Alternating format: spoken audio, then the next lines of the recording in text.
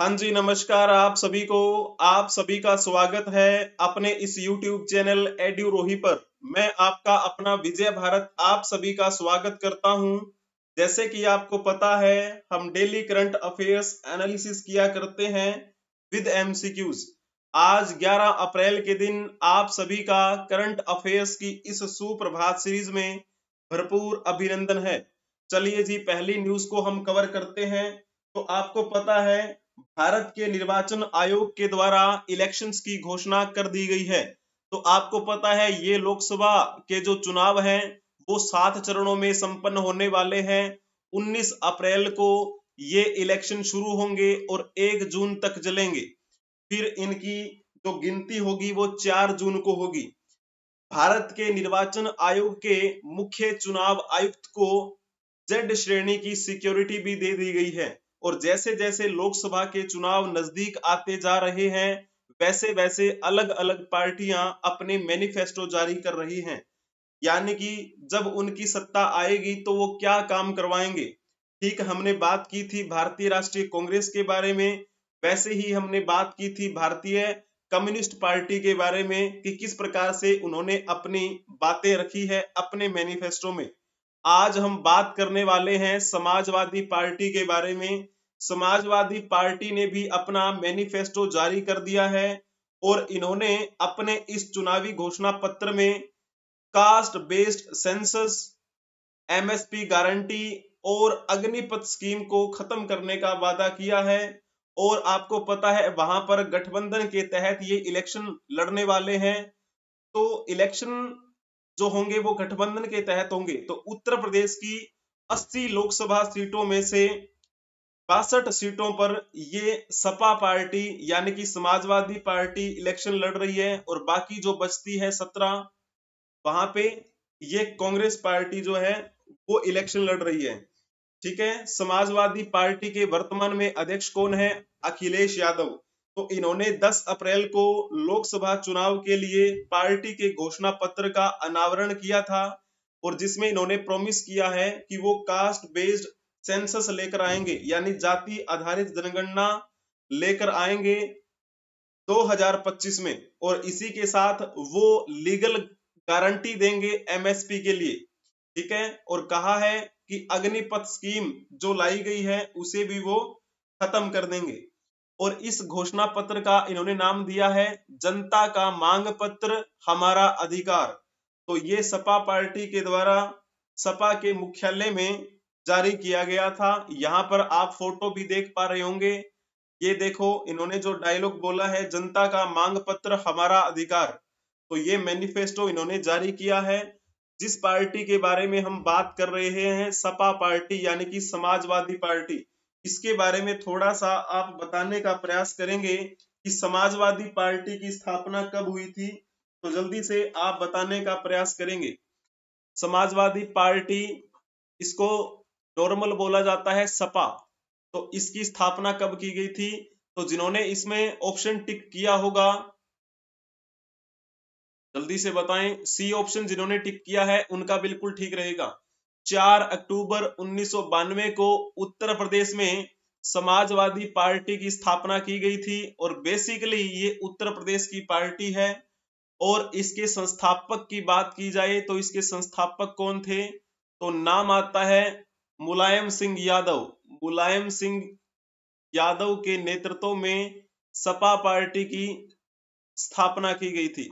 जब हम मुलायम सिंह यादव के बारे में बात करते हैं तो ये 3 बार उत्तर प्रदेश के मुख्यमंत्री रहे थे। 3 बार मुख्यमंत्री के रूप में इन्होंने कार्य किया और इन्होंने एक टाइम भारत के रक्षा मंत्री के रूप में भी काम किया।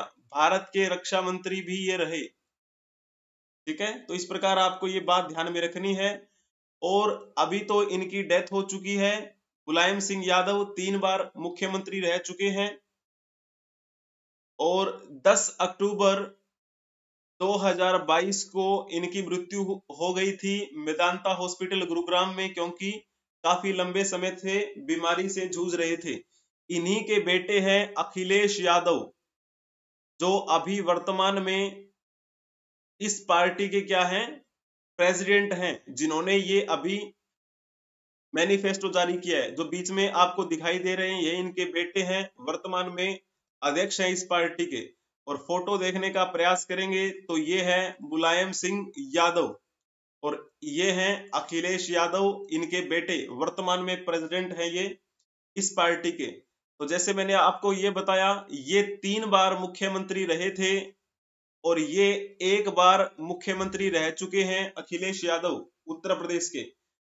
अखिलेश यादव ने 15 मार्च 2012 से 19 मार्च 2017 तक उत्तर प्रदेश के मुख्यमंत्री के रूप में कार्यभार संभाला और यूपी के सबसे युवा मुख्यमंत्री होने का इनको सम्मान प्राप्त है। यूपी के सबसे युवा मुख्यमंत्री आज तक के ये रहे। ठीक है, अभी इन्होंने अपना मैनिफेस्टो जारी किया है। ठीक है ना, तो गठबंधन के तहत ये इलेक्शन लड़ने वाले हैं इस चुनाव में। तो चलो जी, अब हम दूसरी न्यूज को कवर करने का प्रयास करते हैं। ईरान के खेमेनेई ने इजराइल के खिलाफ प्रतिशोध की एक धमकी दी है दोबारा से। इन्होंने कहा है कि 1 अप्रैल का जो हमला सीरियाई राजधानी में हुआ था उनके द्वारा, ठीक है, तो वो अच्छा नहीं है क्योंकि उसमें हमारे राजनयिक परिसर को नुकसान हुआ है। हम ये मान के चलते हैं कि ये जो इजराइल ने हमला किया है वो हमला हमारी जमीन पर हुआ है। तो अभी वर्तमान में ईरान के सुप्रीम लीडर कौन है? तो आयतुल्ला अली खamenei। तो इन्होंने 10 अप्रैल को ये चेतावनी दी थी कि दशमिक हवाई हमले में जो भी ये दोषी पाए जाएंगे उनको क्या है, दंडित किया जाएगा। तो तेहरान में ईद उल अजहा की नमाज के बाद एक भाषण में ये बातें कह रहे थे, लेकिन आपको पता है इजराइल तो मानने वाला है नहीं।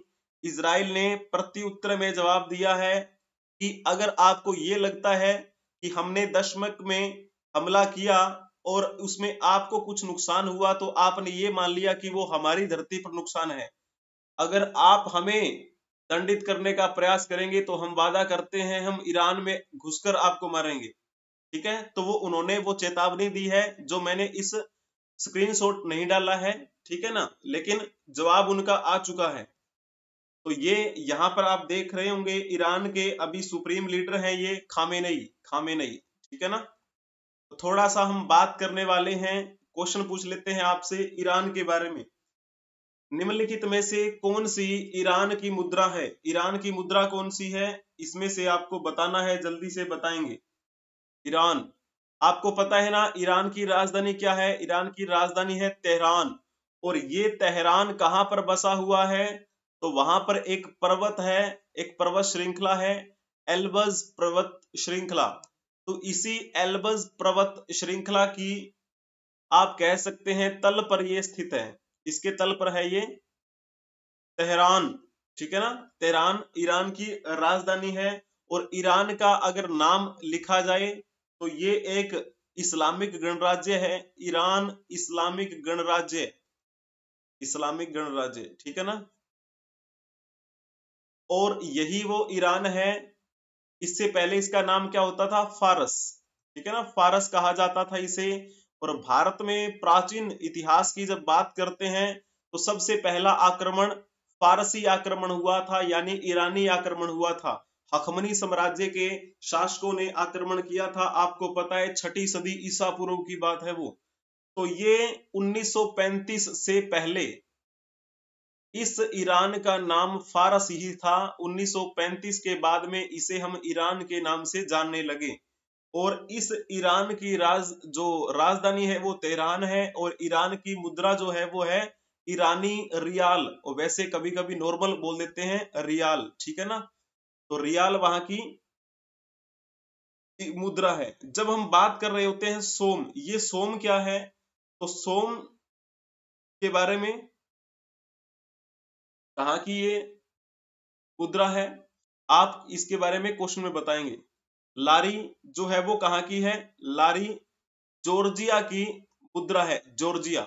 और जॉर्जिया की राजधानी की बात की जाए तो वहां की तबलिसी, तबलिसी राजधानी है जॉर्जिया की और मुद्रा का नाम है लारी। दिर्हम की बात जब हम करते हैं तो दिर्हम कहाँ की ये मुद्रा है, तो ये है संयुक्त अरब अमीरात, जिसे हम इंग्लिश में बोलते हैं यूएई। संयुक्त अरब अमीरात की मुद्रा का नाम है दिर्हम और वहां की राजधानी कौन सी है, तो लिख देंगे आप अबू धाबी। अबू धाबी वहां की राजधानी है। ठीक है, तो इस प्रकार आपको ये पॉइंट ध्यान में रखना है, इसमें गलती नहीं करनी है। सोम के बारे में आप बताइए, सोम कहाँ की मुद्रा का नाम है। तो नेक्स्ट क्वेश्चन है, निम्नलिखित में से कौन सी इजराइल की मुद्रा है। इजराइल की मुद्रा कौन सी है, आपको पता है ईरान और इजराइल का संबंध जो है बिगड़ता हुआ नजर आ रहा है। एक क्वेश्चन ईरान से पूछ लिया, दूसरा क्वेश्चन इजराइल से पूछ लेते हैं। और इजराइल की राजधानी के बारे में तो आपको पता ही है, वहां की राजधानी है जेरूशलेम। इस जेरूशलेम को लेकर झगड़े होते ही रहते हैं। ठीक है, तो ये यहूदियों के लिए भी इंपॉर्टेंट है ये स्थल, और ईसाई और मुस्लिम वर्ग के लिए भी बड़ा सांस्कृतिक रूप से ये महत्वपूर्ण है। ठीक है ना। इजराइल की मुद्रा का नाम, जिन्होंने लिखा होगा ना बी ऑप्शन, उनका बिल्कुल ठीक रहेगा। इजराइल की मुद्रा का नाम है शेकेल। और जब हम बात कर रहे होते हैं ऑप्शन ए के बारे में, गुलट्रम, या फिर कई बार आपको पढ़ने को मिलेगा नगुलट्रम। ठीक है ना, तो ये जो मुद्रा है ये कहाँ की मुद्रा है, ये भूटान की मुद्रा है। और भूटान की अगर राजधानी की बात की जाए तो वहां की राजधानी क्या है, थिम्पू। ठीक है, और जब हम रिंगिट की बात करते हैं, ये रिंगिट कहाँ की मुद्रा है, तो ये मलेशिया जो देश पड़ता है उस मलेशिया की मुद्रा का नाम रिंगिट है। और इस मलेशिया की राजधानी क्या है, तो आप लिखेंगे कुआलालंपुर। कुआलालंपुर वहां की राजधानी है।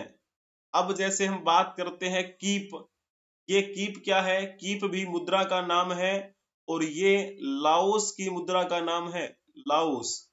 और लाओस की अगर हम राजधानी की बात करें तो आप कहेंगे यहाँ की राजधानी का नाम है वियंतियन। वियंतियन वहां की राजधानी का नाम है और कीप वहां की मुद्रा का नाम है। तो इस प्रकार आपको ये पॉइंट भी ध्यान रखना है इससे संबंधित। अब हम चलते हैं नेक्स्ट पॉइंट को जानने के लिए। यूएन क्लाइमेट चीफ ने कहा है कि हमें पृथ्वी यानी कि हमारे इस प्लेनेट को बचाने के लिए 2 साल लगेंगे। वैज्ञानिकों का कहना है कि 2030 तक जलवायु हानिकारक जो ग्रीन हाउस गैस है ना, इसका उत्पादन बहुत ज्यादा बढ़ जाएगा अगर हमने इसको 1.5 सेल्सियस टेम्परेचर से ज्यादा बढ़ने दिया। तो इसके लिए इंपॉर्टेंट है कि हमें जो टेम्परेचर है वो बढ़ने नहीं देना है, ताकि एक्सट्रीम वेदर यानी कि हीट ना हो पाए। संयुक्त राष्ट्र के जलवायु प्रमुख हैं, उन्होंने ये कहा था 10 अप्रैल को यानी कि कल ही।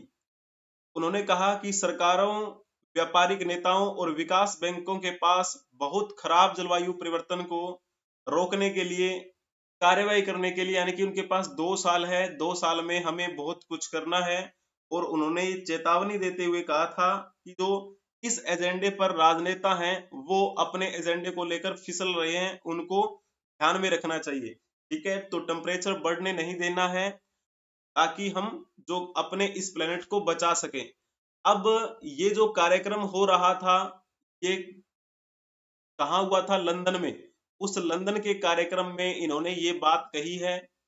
और ये व्यक्ति अगर कहा जाए तो कौन है, तो ये UNFCCC के चीफ हैं। ठीक है, उनका नाम क्या था, सिमन स्टील, जिन्होंने ये बात बोली है। एग्जीक्यूटिव सेक्रेटरी है ये UNFCCC में। तो अब आप ये बताइएगा कि इस UNFCCC इसकी स्थापना कब हुई। इसको अगर नॉर्मल देखा जाए तो क्या मतलब होता है इसका, United Nations framework convention on climate change. तो इसी के वो एग्जीक्यूटिव सेक्रेटरी हैं जिन्होंने लंदन में एक कार्यक्रम के दौरान ये बातें कही।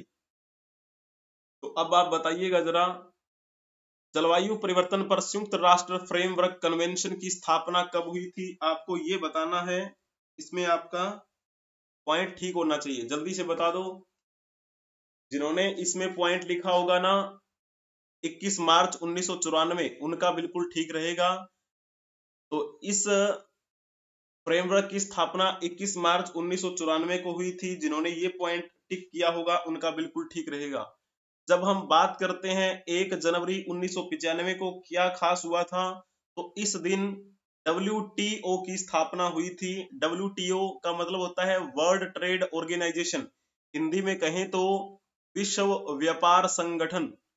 विश्व व्यापार संगठन की स्थापना 1 जनवरी 1995 को हुई। और इस विश्व व्यापार संगठन का मुख्यालय कहाँ पे है? आप कहेंगे जिनेवा में है जी, जिनेवा। जिनेवा कहाँ पे है? स्विट्जरलैंड में है। ठीक है, तो ये बात हुई आपकी। जब हम बात कर रहे होते हैं ऑप्शन बी जो लिखा हुआ है, क्या लिखा है? 1 जनवरी 1958। तो इस दिन क्या हुआ था?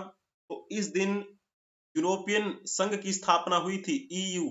ठीक है, इनर 6 कहे जाने वाले 6 देश, France, Germany, Italy, Belgium, Netherland और लग्जमबर्ग, इन्होंने क्या किया? इन्होंने एक संधि की थी जिसे हम क्या बोलते हैं? रोज की संधि।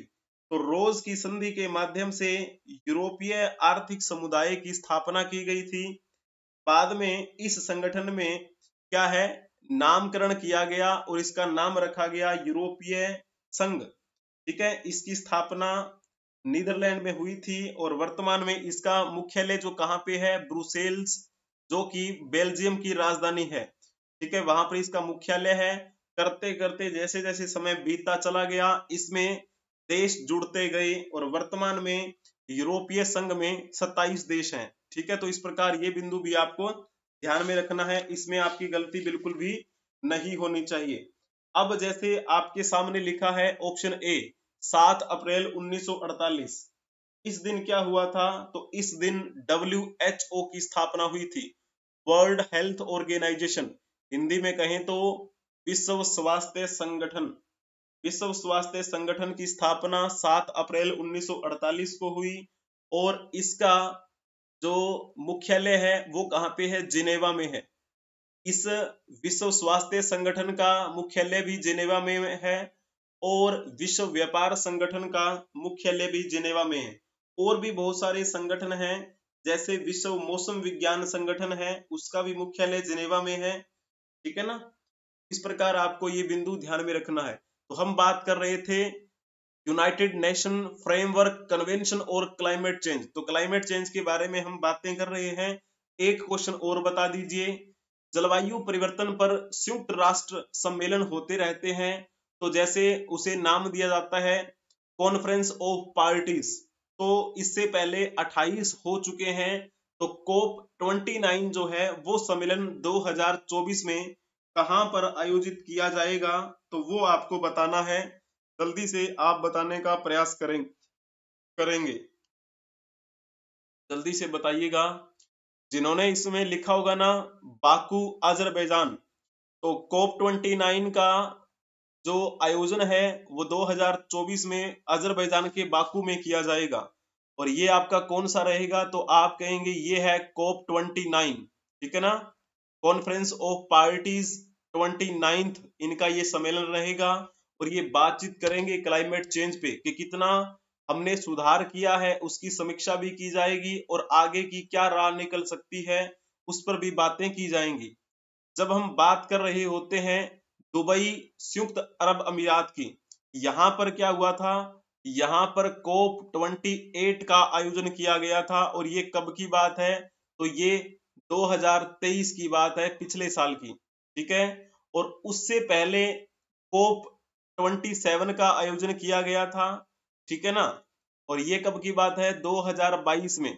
2022 COP 27 का आयोजन शर्म अल शेख मिस्र में किया गया था। ठीक है, और जब बात कर रहे होते हैं ग्लासगो यूनाइटेड किंगडम में है, जो ग्लासगो स्कॉटलैंड UK, तो वहां पर क्या हुआ था? COP 26 का आयोजन किया गया था और ये बात है 2021 की। और इसी ग्लासगो के सम्मेलन में जो हमारे प्रधानमंत्री मोदी जी हैं, उन्होंने क्या दिया था? लाइफ का सिद्धांत दिया था। इसके बारे में भी आपको पता होना चाहिए। तो ये कुछ सम्मेलन है अंतरराष्ट्रीय स्तर के जो जलवायु परिवर्तन को लेकर सजग रहते हैं और समीक्षा करते हैं और नई नई नीतियां बनाते हैं कि हमें किस प्रकार से आगे बढ़ना है। तो जैसे कि आपको पता है, आपकी जितनी भी क्लासेस होती हैं सभी की पीडीएफ आपको टेलीग्राम पे प्रोवाइड करवा दी जाती है। और ये टेलीग्राम आपका यहाँ पर क्या है, सर्च करने से आ जाएगा, edurohi24 आपको सर्च करना है, पीडीएफ आपको मिल जाएगी। तो अब ये कहानी हमारी यहाँ पर पूरी हुई न्यूज की। अब हम चलते हैं आज के इतिहास के बारे में जानने के लिए। हर दिन का इतिहास होता है। 11 अप्रैल 2024 चल रहा है, तो इस 11 अप्रैल का भी इतिहास रहा होगा। 11 अप्रैल के दिन कुछ घटनाएं घटित हुई होंगी, तो उनके बारे में हम बातें करने वाले हैं। तो आज ही के दिन अंतरराष्ट्रीय श्रम संगठन ILO की स्थापना हुई थी। यानी कि अगर बात करें ILO का मतलब क्या होता है, इंटरनेशनल लेबर ऑर्गेनाइजेशन, ठीक है ना, इंटरनेशनल लेबर ऑर्गेनाइजेशन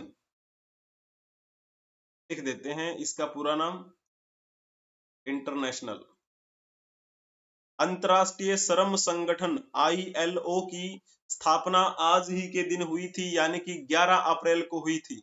और साल कौन सा था, तो ये साल था 1919। 11 अप्रैल 1919 को स्थापना हुई। और इसका मुख्य उद्देश्य क्या था, तो जो भी श्रमिक हैं उन श्रमिकों की स्थिति में सुधार करना, श्रमिकों की स्थिति में सुधार करना, उनके जीवन स्तर को उन्नत बनाना, ठीक है। फिर इस क्षेत्र में इन्होंने काम भी किया। जब इस संगठन की स्थापना के 50 साल पूरे हुए, यानी कि ये बात है 1969 की। 1969 में जब इनके संगठन की 50वीं वर्षगांठ बनाई जा रही थी, तो इस संगठन को कौन सा पुरस्कार दिया गया, नोबेल शांति पुरस्कार मिला इस संगठन को, ठीक है। अब जब बात आती है ILO का जो मुख्यालय है वो कहां पर है, तो आपको कमेंट में बताना है, जल्दी से बताने का प्रयास करेंगे। अंतरराष्ट्रीय श्रम संगठन ILO का मुख्यालय कहां पर है, ये आपको बताना है, जल्दी से बता दीजिएगा। तो जिन्होंने इसमें ऑप्शन टिक किया होगा, ऑप्शन बी उनका बिल्कुल ठीक रहेगा।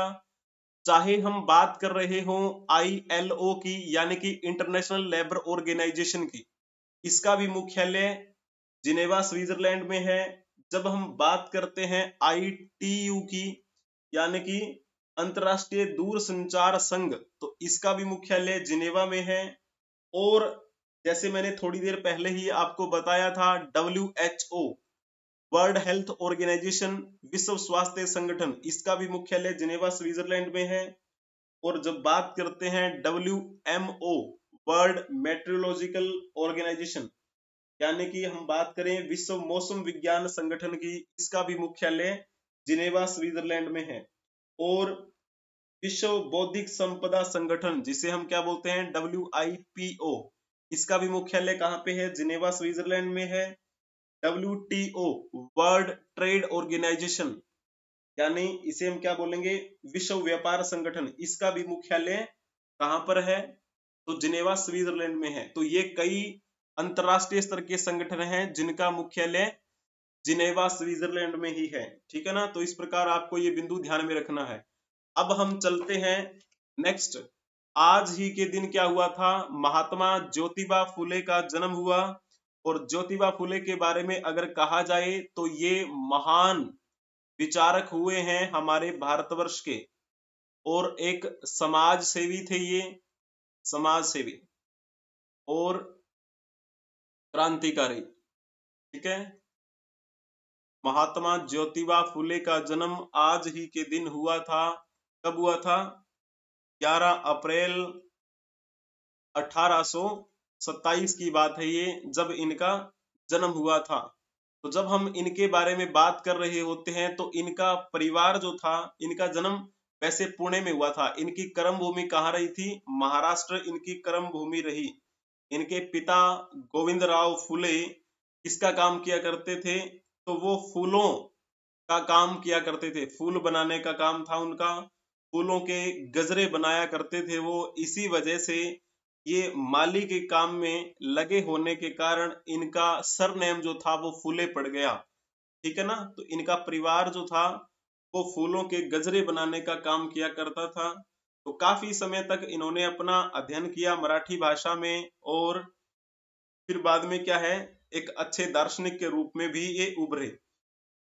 ठीक है। जब हम बात कर रहे होते हैं, इनकी जो शादी हुई थी वो 1840 में हुई थी सावित्रीबाई फुले। इनका भी आपको जानना है, पहली महिला शिक्षिका सावित्रीबाई फुले इनकी धर्मपत्नी थी। ठीक है ना।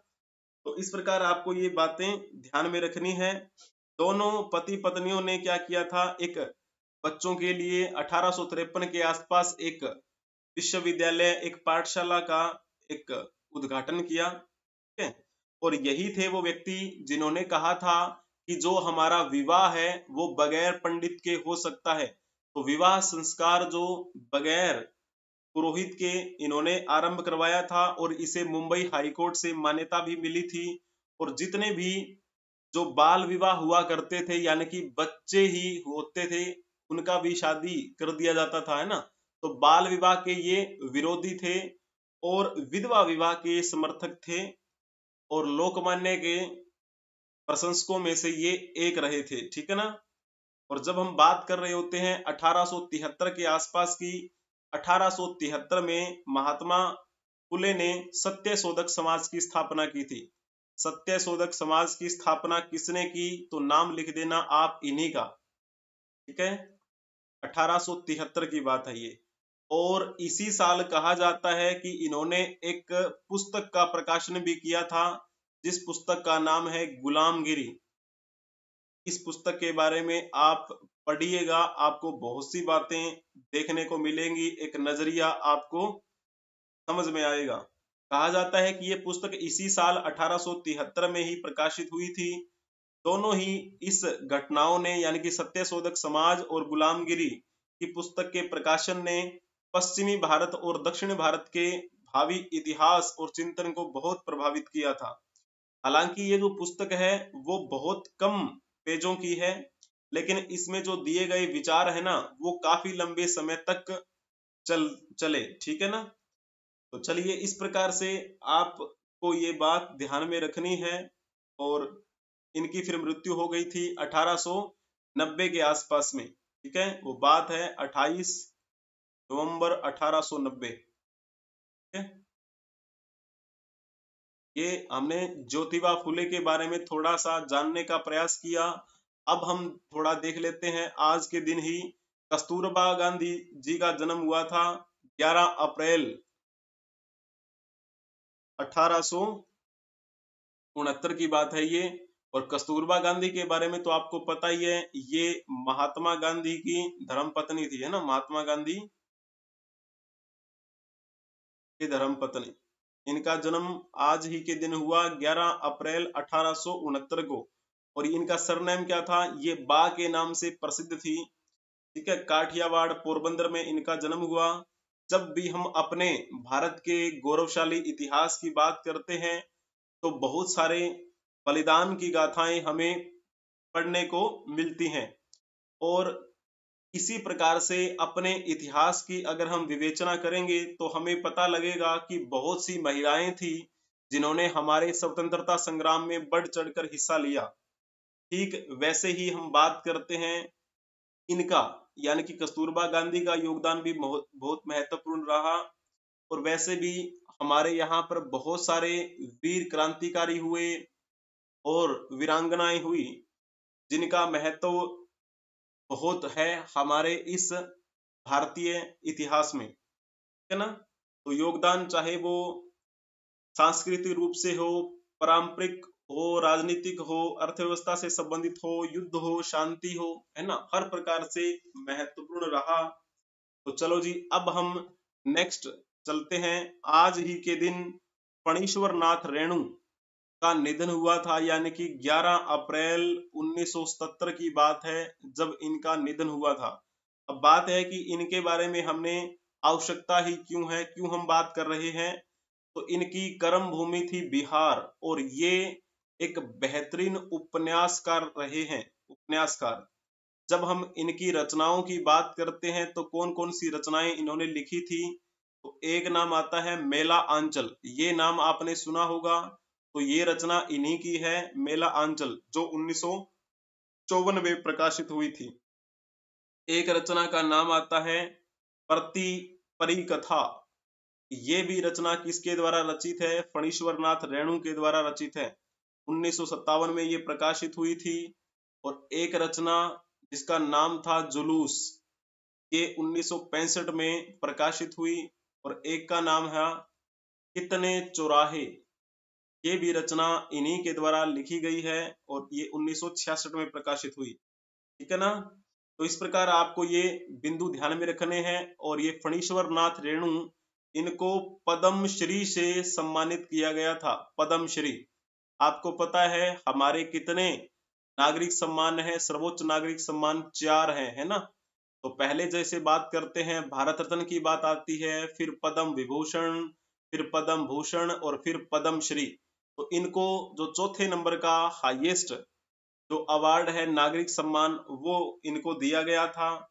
और 1942 के भारत छोड़ो आंदोलन में भी इन्होंने सक्रिय भूमिका निभाई। ठीक है ना। तो इस प्रकार आपको ये बातें ध्यान में रखनी है। इन्होंने खुद ने कहा है अपने पिताजी के बारे में कि पिताजी किसान थे और इलाके के स्वराज आंदोलन के प्रमुख कार्यकर्ता, खादी पहनते थे और घर में हमारे चरखा चलता था। ठीक है ना। तो इस प्रकार ये भी आपको ध्यान में रखनी है। चलो ये पॉइंट भी आपका हुआ। और बहुत सी बातें हो सकती है लेकिन ज्यादा आवश्यकता आपको इसमें नहीं है। चलो जी, अब जैसे महत्वपूर्ण घटनाएं और आज के दिन क्या हुई, जैसे कि आपने नाम सुना होगा जेमिनी राय का। जेमिनी राय जो भारत के प्रसिद्ध चित्रकार रहे हैं, इन्हीं का जन्म आज ही के दिन 11 अप्रैल 1887 को हुआ था। और जैसे हम बात करते हैं R.D. भंडारे, इनके बारे में तो जानते होंगे आप। ये भारतीय राजनीतिक रहे, न्यायविद रहे। और इनका जन्म भी क्या हुआ था, आज ही के दिन हुआ, 11 अप्रैल 1916। और ये एक अम्बेडकरवादी थे। ठीक है ना। सोमनाथ बट्टू जो हिंदुस्तानी शास्त्रीय नृत्य यानी कि हिंदुस्तानी शास्त्रीय गायक हैं, ये इनका जन्म भी इसी में हुआ था। हिमाचल गौरव के नाम से ये विजित रहे थे, सोमनाथ बट्टू। ठीक है ना। ये भी आप यहाँ पर देख सकते हैं, 11 अप्रैल 1938। ठीक है। चलो एक और देख लेते हैं। फणीश्वर नाथ रेणु के बारे में तो हमने जान लिया। एक थे विष्णु प्रभाकर। विष्णु प्रभाकर ये भी हिंदी के प्रसिद्ध साहित्यकार रहे, नाटककार रहे और कहानीकार रहे। इनका निधन आज ही के दिन हुआ था, 11 अप्रैल 2009 को।